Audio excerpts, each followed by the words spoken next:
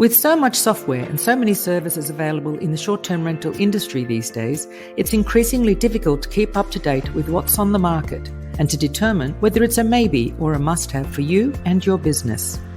So meet one provider each week in a short interview, learning what they do and what they offer. So if you have around 20 minutes to spare, it could prove to be a very good investment to stick around. So let's see who and what is out there, one by one, with me, Deborah Larby, also known as the Guest Inspector. Hi everyone, and welcome to another episode of the Techsplained series. We are all short for time, and with so much software and so many services available out there these days, the Techsplained series is only just scratching the surface. How many dashboards and open tabs on our computers do we need not only to run our businesses, but to give our guests the best experience we can? How many logins are needed, let alone passwords? There seems to be a movement, though, towards integrating many services onto the one dashboard or app, and today we'll learn about one of them. From verifications and upselling to communicating and monitoring, today I'm chatting with Thomas, and we're going to learn all about DACK. Hello, Thomas. How are you? Hi, Deborah. How you doing? I'm good. Thank you. Very good. I know we talked about Tom. Now it's Thomas. Sorry about that. Anyway, Tom. No worries. Yeah. Let's launch straight into it. Tom, can you please tell me in one sentence, what does DACK do? Yeah, in one sentence, DACK is an end-to-end guest experience platform that enables hosts to provide their guests with a completely seamless digital stay experience. Fantastic. Okay, so I'm a property manager. I'm coming to you. How do I get onboarded? What do I see and what do I get? Absolutely. So if you're a property manager today and you work with one of our 18 PMSs, which is soon to be 20 PMSs that integrate with DACK, you'd simply connect your PMS to DACK. We would import your units and reservation data. And then you could build out some additional guide content, local recommendations, property guide info on the platform. Mm-hmm. And you could also sync some of your IoT devices as well. So you could sync your locks and your thermostats to DACK as well, connect all those things up, and then offer your guest a link to use the guest platform. Okay. So basically, once I sign up with you, what are the different features that you do look after for me? Yeah, absolutely. So we really are end-to-end. We cover everything from the access code or the digital key to guest verification. We're integrated with Superhog for guest verification, and it's seamless in the app. We also work with upsells, the property guide, checkout surveys, all of that's in one platform. Yeah. So basically, once a booking comes in, it goes through to the DACK dashboard. Yep. You verify my guest. Yep. You then, so the guest has to download an app. Is that right? They can download an app, or they can visit the web version of the app as well if you want to offer your guest the web version. Okay. How do they get access to that? Do they get some sort of code, or how do they get access? Yeah, it's a great question. So if you can send them the email from DACK or from the PMS, they would then pair their reservation with their phone number. So that's the kind of point of access, or the gate on the guest info. Right. It is a gated platform, which is slightly different than some of the other, just a digital guide web link versus a gated platform where you have them sign up, enter their info, and then access the information for the property. I've never heard of a gated platform before. So their phone number is the key into the gated platform. Yeah, exactly. And then everything else in there is pretty secure. You can have the access information, the Wi-Fi and all that in a secure environment. Right. So then does that mean everything? So let's assume the guest has downloaded it or has access. Does everything now then happen through the DACK dashboard? So if I need to, if the guest has a question or, there's some sort of communication, it's all through the dashboard. Yeah, it'd be either through the native app or the web app. They could do everything for their stay through that as well. Exactly. Yeah. Okay. So you're also talking about upsells. So these upsells can happen before the guest arrives. Yep. And on your website, it was talking about early check-ins and things like that. I also noticed things like private chefs. So Yeah. things like upsells, how does the payment work? If a guest wants to book a private chef and the chef, let's say the chef costs $100, where Yeah. does the payment, what's the avenue of payment? Yeah, the payment flow. So what we do is you would make the request for any upsell you would want as a guest in the app, right? And the payment's authorized, but it's not charged until the operator or that vendor in the chef case approves that transaction. So the chef says, "Yeah, I can go do a dinner for two tonight for $100. That's great." They accept or approve it. And then your card is going to be charged in the DACK platform. And as a guest, you would receive you have the ability to pay through credit card or through Apple Pay in the app in the app or the web app. Right. So the thing is that as a manager, I pay for the chef and the guest pays me, so I can pocket the difference. Yeah, exactly. So what you can do, it's a cool feature, is you can turn off the price that the chef sees, or you can actually show them that price. So if you want to charge $150 for the dinner but pay the chef $100, we recommend hiding the price. Yeah. When the guest receives when the chef receives the request. Yeah. And then that way, you could have a little padding on that for sure. Yeah. Now you also integrate then in terms of the upsells during the stay, you integrate with Mount. So Yep. Is that still built into the DACK dashboard? Even though we're using Mount software or whatever, it's still just only through the DACK dashboard. Yeah. So we have four partners for upsells: Viator, Bounce, which is a luggage storage company; Baby Quip, which is baby equipment rentals; and Mount.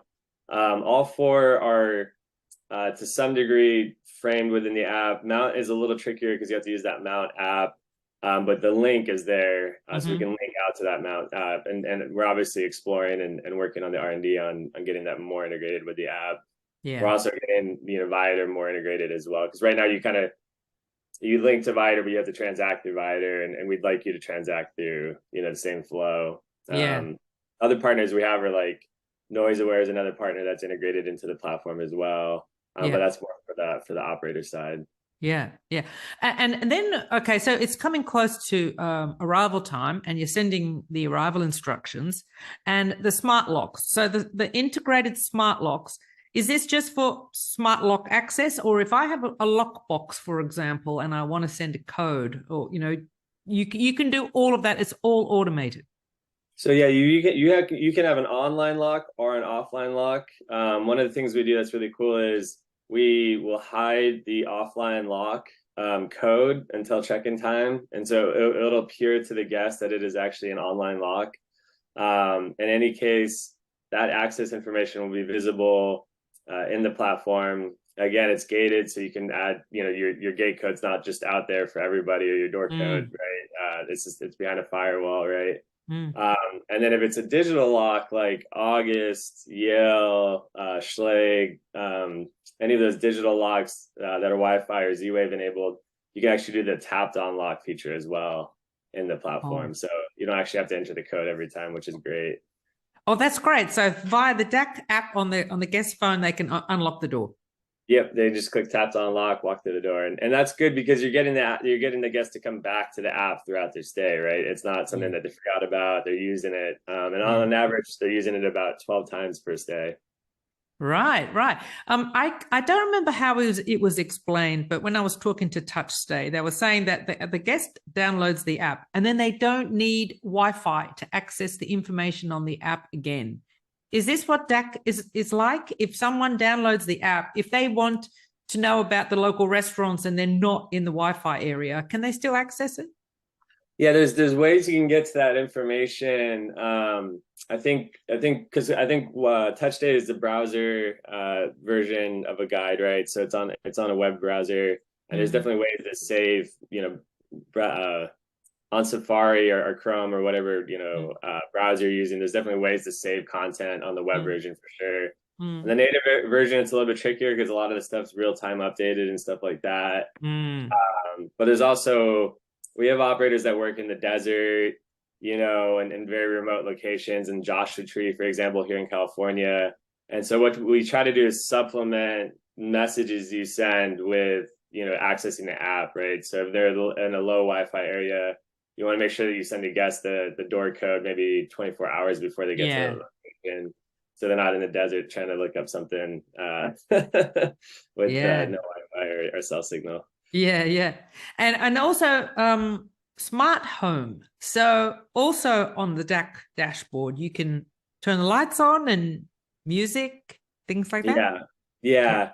It's one of our less used features, but yeah, it is available. It's not that we don't love doing it. It's just that a lot of operators don't have a fully integrated smart home. I'd say in the smart IoT area, our two most common ones is access and thermostat. And access is great and thermostat's great, and both of those are really important because they're really energy savers and time savers for you, right? So you're not managing key codes, and you can shut the thermostat off when the guest leaves. You can warm it up before they get there, which really cuts down on your energy bill as well. Yeah. So this was going to be one of my questions. So not only do the guests have access to all of this, hang on, sorry, do the guests have access? So let's say they are out and all of a sudden it starts snowing and they think, I want the heating on when I get home. Can they do that? Absolutely, yeah. So the guests can do that, but the owner can do it as well. I want the heating on because the guests are arriving late tonight. It's going to be freezing. Yep, yeah. So you just set the parameters up on the dashboard as the homeowner and say, hey, let's set it to 75 today, because guests are going to be there, or whatever is warm for you. Yeah. Now, also one more thing that I was thinking is like, how do you do this? Is this a QR code? Your one-touch Wi-Fi connection when the guests arrive. So what's that trick? Yeah, it's so funny because it's one of our more popular features. It's guests love it, homeowners love it, and it really is. It's just leveraging existing tech in iOS and Android devices. They all have that feature, and we're basically just pushing the credentials through the device, programming to that Wi-Fi connection. So it's pretty simple actually on the back end of what we did, but people love it. And when a guest walks in, just out of interest, I mean, maybe you're giving away secrets, but as a guest, if I walk into one of your properties, how do I connect? What do I do? You just download the app and then you just click connect, and we already have, because all the credentials are already stored on the device, right? And so they're just pushed into the device. And so it's through the app that I connect. Yep, exactly. Oh, right. Okay, that's nice. Here in France, Wi-Fi passwords are like 25 letters long, numbers, and it usually takes about 15 goes to get it right. And it's so you just push it over, it's one touch, and then if you needed to share the credentials to something else, like an iPad or something, you could do that as well, but you can do it all through the app. Oh, fantastic. Great. So still we've got communication during their stay if they need anything, and then checkout. We can determine from the smart locks or whatever when people leave. Yeah, so checkout, we there's a couple ways you can figure that out. The access events would be one, and then we also have this new survey portal that we built. So you can do a post-checkout survey. The guest lets you know, hey, we checked out, and you get a notification, and your cleaning staff can get a notification as well. So that's really important. If your guest leaves at 8 a.m., you want to know that so you can send the staff over right away, get that unit turned, and hopefully get some early check-ins going as well. Yeah. And so also, sorry, as part of that smart home, you do noise monitoring as well, or that's incorporated with NoiseAware? Yep, NoiseAware is fully built into the platform. If you have an existing account with existing properties, we can sync those over. If you don't have those properties set up, we can actually push the properties to NoiseAware, and it's a back and forth communication there, which is really cool because then the guests can get push notifications if they're being too noisy, right? Which is an additional way to kind of communicate to them that they've reached that noise threshold, which has been very helpful. Yeah. And so as a property manager, how long is that onboarding process? How long before my property, before I can start using that with my guests? Yeah, it's a great question. So we try to say crawl, walk, run, don't try to do everything at once, right? So we say get your, unit synced, build out your basic property guide, maybe add some upsells. And then once you start to see that engagement and you get those good reviews from the guests that are using it and love it, then you can start to add like more local recommendations, more flavor into the property guide. You can add videos, stuff like that. Mm, And I'd say build it up over time, right? We were talking about that on the Boostly podcast, is kind of build it out like a LinkedIn profile, right? You mm. can build out your bio and your CV and all that over time. I wouldn't do that all in one day, you know? Yeah, yeah. Um, I like and that so, crawl, walk, run. I don't yeah. usually crawl and walk. I just run. But yeah, yeah. No, that's great. That's really great. So tell me, what would be your unique selling point? Why would I use your product? Yeah, I think one is that we're very comprehensive, right? So we've been talking about, we do a lot, right? And that's everything from the upsells to the local recommendations to the property guide, plus the IoT integrations and all that and access. So you really, I mean, for a lot of operators, it's a cost savings to consolidate into that platform. I think the Mm, other thing that's really unique with us is that native app. It's been a point of contention with some people, and it's been a point of debate in the industry, is do people like native apps or like the web apps? We have mm. both, but that native app can be so powerful, and our participation rate with it is very high, right? So we have an average about 80% of guests will download that native app and use it. Mm-hmm. Once they've downloaded that app, the difference really is that you have this engagement throughout the stay, right? So you have these push notifications going out. They're using it they're tapping to unlock the door throughout their stay. And Mm. because of that, you have this consistent audience that you can then market to and upsell throughout the stay as well, right? So Yeah. if it's a one-time web link, they might use it at the beginning of the stay, but they might forget about it. Where was that link? How do I find it? That sort of thing. With this native app, it's right there. You have real estate on the guest phone, and you can stay engaged with them throughout their stay. Yeah, yeah. Now, did I also read somewhere that once you have verified a guest, the guest doesn't need to be verified again? You remember who these people are. Yeah, once they've used the DACK platform one time, the next time they have a reservation, that reservation will just show up in the app for them again. So they can kind of use it anywhere, sort of thing. Yeah. And that makes it a lot easier the second time around for sure. And Yeah. it's great seeing repeat guests at your property, and so they don't have to do this next year, basically. Yeah, yeah. So I suppose that using your product is there are so many different services all on the one dashboard. Yeah, exactly. Yeah, I'd Yeah. say they get all in one, guest experiencing. And it's interesting because, you have these areas, these ecosystems, right? So you're like the PMS space is, what trust accounting, multi-calendar, channel integrations, all that in the PMS space. And, a lot of people have said, well, maybe the PMS could do a guest app as well. And there are a few that do, but it's like, Mm. I know our space and I know how much we've done in terms of integration and work in this ecosystem. And this is its own ecosystem. Guest experience is its own ecosystem for sure. Yes, yes, yes. It's a very, very big vertical too. So in terms of the app for the guest, is it a DACK app or is it my label as a property manager? Yeah.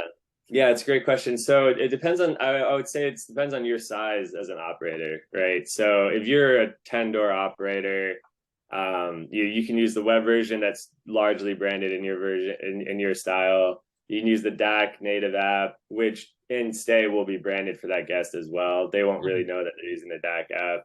And Okay. then if you're a large operator, like 400 doors, 800 doors, and you want like the, beachside getaways or the seaside rentals, app, you can do that with the DAG platform as well. Right. Okay, great. Now, who is your target audience? How big does a property manager have to be? How many properties, ideally? Yeah, we generally, I'd say, work with operators that are 20 doors or more. And it's just largely the fact that, just generally operators that are on a PMS that use, have multi-channel integration, right? Mm. And so those are the operators we tend to work with. We'll work with anybody, but that's kind of our threshold on pricing and stuff like that. Yeah. And where is your target audience? Is it a global one or just predominantly US? Yeah, it's a great question. So it's North America, Mexico, and Canada. We also have some operators in the UK. So we're fully GDPR, compliant and all that to work in the EU and the UK. We are working more on the currencies and the languages for other countries like, Spain, Portugal, France right now. So that'd be our next kind of area, but largely North America right now. Okay, great. Now, okay, big question. How much does it cost? Is it a Yes. subscription or is it a per property scaling, obviously scalable? How much does it cost? Yeah, so it ranges from $20 to $10 per door per month, and that's just based on A, operator size, and B, how many features you want to use. So we've started to say modularize some of the pricing. If you don't use access or IoT or guest verification, there's some ways we can reduce that price and stay closer to the $10 range for sure. Oh, lovely. That's great. And is there a contract? Are you locked in for a year once you get started with you, or monthly? Yeah, we try to get a year contract just because our team's committing to building out and working with you and training you. So we want you with this for a year. And that's generally about the contract terms. Yeah. Okay. Well, that's come to the end of the usual questions. Is there something about DACK that we haven't learned about yet, that that I've forgotten to ask or we haven't touched on? Yeah, no, I mean, I could talk about obviously the platform forever. I think there's a lot of really exciting stuff that we're working on and this year. So there's definitely more to come out and more to see from us. And I think Can you give us a hint? Yeah, sneak preview? definitely. Yeah. I think one of the things we just rolled out that we're really excited about is a recommendations map and a QR code that enables you to show the DACK app to different vendors in the local area and get discounts on different products and services. So we're kind of really thinking about this on how does the operator engage with that local area and add value to the guest in any way possible. So that's one of the things we're most excited about right now. Yeah. And look, I'm doing a bit of work about advocacy at the moment, and it's connecting. It's connecting with the community. So being able for an operator to connect within the community and have other people come on board for your guests to connect with is a very good idea. Huge. Yeah. I was just talking to Annie and Alex about that, and it's very true. So it's you go to these these local vendors and you say, hey, my guests are going to come here and they have this QR code and it's going to be for a discount or whatever you guys want to offer. And now you're showing them, hey, short-term rentals are driving local economies. We're driving revenue to your businesses. So the next time the city council's up for a vote, don't forget about that, because we're here for you. And we're really, I mean, and most of these communities, they really are the core driver for that local economy, especially a vacation destination. So yeah. Thomas for president. Well, we look forward to hearing more about what DACK has in store for the rest of the year. I know you're very busy, so I'm going to let you get on with your day. Tom, it's been a pleasure learning about DACK finally. Hallelujah. It's great. Yeah. Thanks, Deborah. For having me. Really good. Thank you very much for your time. Cheers. Bye. Well, I hope you enjoyed this episode. If you'd like to catch up on ones you've missed, just head to the Techsplained or if you're short for time, you can head to thetechminis.com where you'll find extra short interviews. See you next time.